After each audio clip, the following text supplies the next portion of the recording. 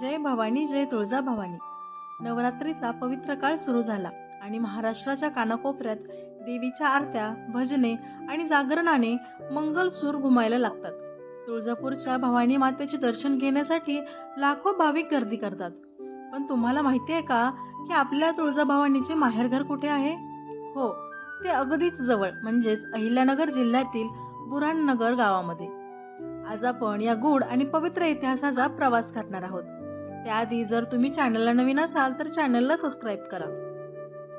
तर अहिल्यानगर शहरापासून अगदी 5 किलोमीटर अंतरावर असलेले बुऱ्हाणनगर हेच ते ठिकाण जिथे आपल्या महाराष्ट्राची कुलस्वामिनी आई तुळजाभवानी बालरूपात प्रकटल्या होत्या. म्हणूनच तुळजापूर हे देवीचे सासर तर बुऱ्हाणनगर हे माहेर मानलं जातं आणि या बालस्वरूपामुळे देवीला अंबिका देवी असंही म्हटलं जातं. भगत कुटुंबाच्या घरी आई तुळजाभवानी तब्बल 12 वर्ष वास्तव करून होत्या.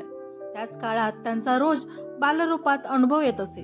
नंतर लहानू भगत यांनी आपली जमीन आणि शेती विकून येथे भव्य मंदिर उभारले होते. आज या मंदिराला तब्बल 1100 वर्षांची परंपरा आहे.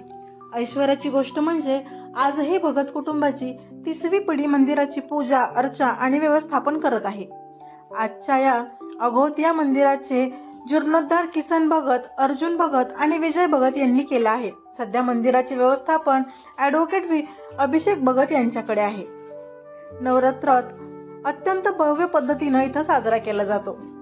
पहिल्याच दिवशी गावातून मानाचे घट आणि धर्मध्वजांची मिरवणूक काढली जाते. दुपारी 12 वाजता मंदिरात विविध घटस्थापना, विधिवत अशी घटस्थापना होत असते. नवरात्रीच्या 3ऱ्या दिवशी पलंग पालखीची मिरवणूक काढली जाते. जशी तुळजापूरला मोठी यात्रा भरते तशीच येथेही भाविकांची गर्दी उसळते.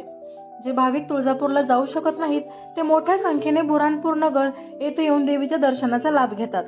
येथे सकाळी देवीचा शृंगार, दुपारी महाआरती आणि रात्री 10 वाजता शेजारती होते. अष्टमीला होम हवन, विजयादशमीला महापूजा आणि कोजागिरी पौर्णिमेलाही विशेष विधी केले जातात. दुसऱ्या दिवशी छबिन्याची मिरवणूक आणि महाप्रसाद भाविकांना वाटला जातो. विशेष म्हणजे नवरात्रीच्या रात्री आणि विजयादशमीच्या पहाटे बुऱ्हाणनगर येथे पालखी तुळजापूर येथे पोहोचवते, जिथे भगत कुटुंब देवीचे विधी, धार्मिक कार्यक्रम आणि सीमोल्लंघन करतात. त्यानंतर पालखीतून देवीला बसवून मंदिर प्रदक्षिणा केली जाते. हा सोहळा पाहताना भक्तांच्या डोळ्यांमध्ये पाणीच येतं, कारण देवी माहेरून सासरी येत आहे असा भाव त्यामध्ये दडलेला असतो.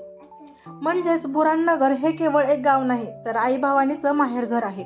आणि तुळजापूरच्या भवानी मातेची महती तर आपल्या सगळ्यांना माहीतच आहे. पण या बुऱ्हाणनगरच्या इतिहासाशिवाय देवीचा पूर्ण जीवन प्रवास कधीच समजून घेता येणार नाही. आणि या नवरात्रीत तुम्ही तुळजापूरला गेलात की नाही?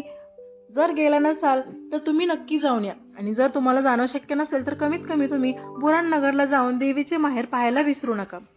माहिती जर आवडली असेल तर मला कमेंट बॉक्समध्ये नक्की कळवा.